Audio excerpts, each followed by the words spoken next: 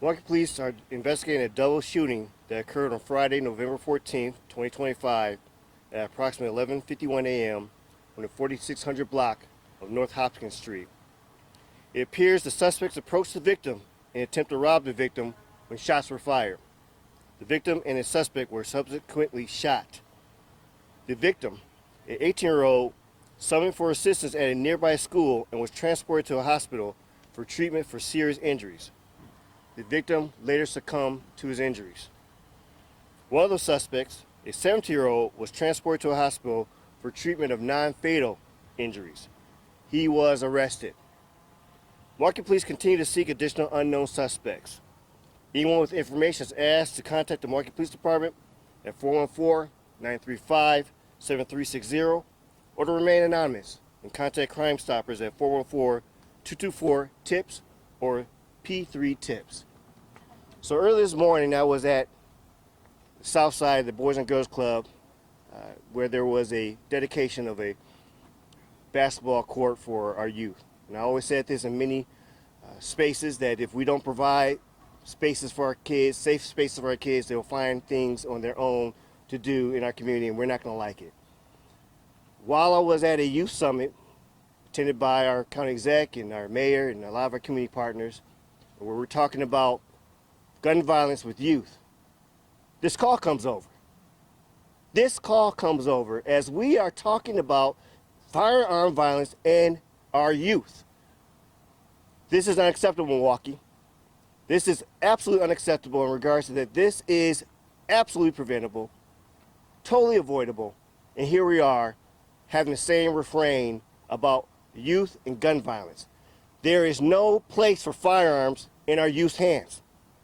None. And we are seeing this situation play over and over again.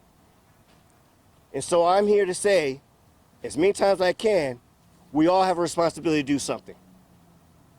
We cannot have bystanders in this work.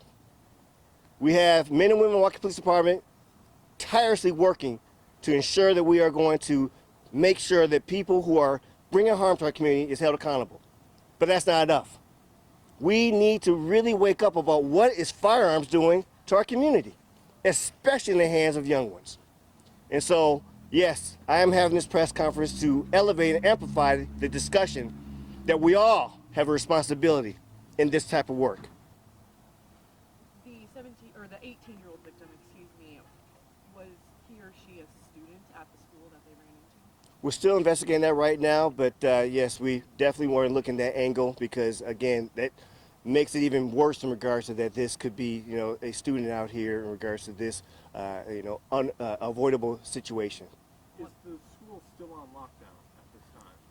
I believe it's slowly being released for the students out there, but again, this is an ongoing investigation, so I know that there is still a lot of investigations that, a lot of questions that we have with the staff there right now too. What about the 17-year-old suspect? Was he or she a student at that Asada High School? Again, we're still looking into it. This is very early in the investigation, but we're looking at every angle. Chief, can you reiterate kind of the chain of events? The student was walking and then the suspect approached them?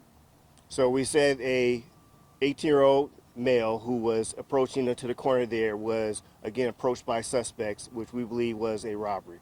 And that one of the individuals involved in that robbery also was shot during the time when our victim who died was shot.